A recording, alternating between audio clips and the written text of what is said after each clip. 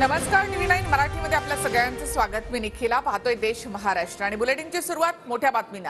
मनोज जरांगे पाटील यांनी पुन्हा एकदा आमरण उपोषणाचा इशारा दिलाय। 20 जानेवारीपासून मनोज जरांगे पाटील मुंबईच्या आझाद मैदानामध्ये आमरण उपोषण करणार आहेत। 20 जानेवारीला राज्यभरातून मराठी आंदोलक मुंबईमध्ये येणार आहेत।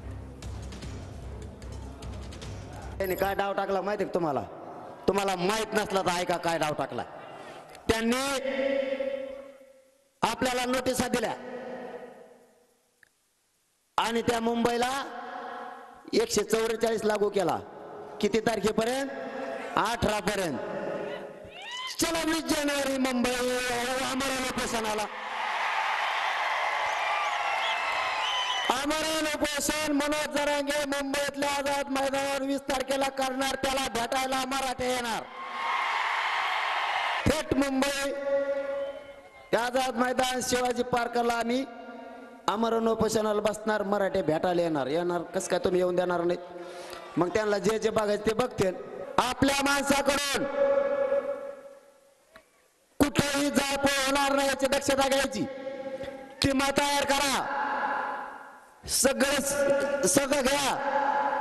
बऱ्याच दिवस माघारी यायचं नाही, कोणाचं बंद पडून तिकडं काही होऊ। त्याने फक्त आपली संडाची व्यवस्था करावी अशी आपली इच्छा आहे त्यांनी, कारण आम्ही जवळपास 3 कोटीपेक्षा जास्त येणार आहे। थोडे तितके नाही, मराठे घरी राहत नसते। आणि मी मुंबईला निघाल्यावर आता तूर्त त्यांनी सांगितलं की ते 20 जानेवारीपर्यंत शांत बसणार आहे, तोपर्यंत ते हॉस्पिटलमध्ये राहतील। कारण ते एक बाहेर तरी असतात किंवा ते हॉस्पिटलमध्ये तरी राहतात, तरी गर्जना मात्र फार मोठ्या मोठ्या करतात। आता एवढ्या मोठ्या मोठ्या गर्जना करतात, छातीवर हात ठोकून असं एक 12 इंच छाती, त्याच्यामध्ये आता ठोकून काय गडबड झाली तर त्याच्यामुळे ते जर त्याने तब्येतीला सांभाळावं एवढीच माझं त्यांना सांगणं आहे। 20 तारखेपासून मुंबईत जरांगेंचं आमरण उपोषण। मुंबईत 18 जानेवारीपर्यंत 144 कलम लागू, म्हणून 20 जानेवारीला आमरण उपोषण। आझाद मैदानावर जरांगे आमरण उपोषण करणार।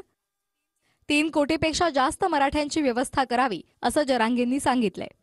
कोण कुठे बसेल माहिती नाही, रोड मोकळे करून बसण्याची व्यवस्था करावी असं जरांगेंनी म्हटलंय।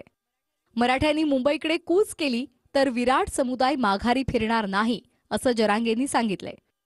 आरक्षण घेऊनच माघारी फिरू असा निर्धार जरांगेंनी बीडच्या सभेतून व्यक्त केलाय।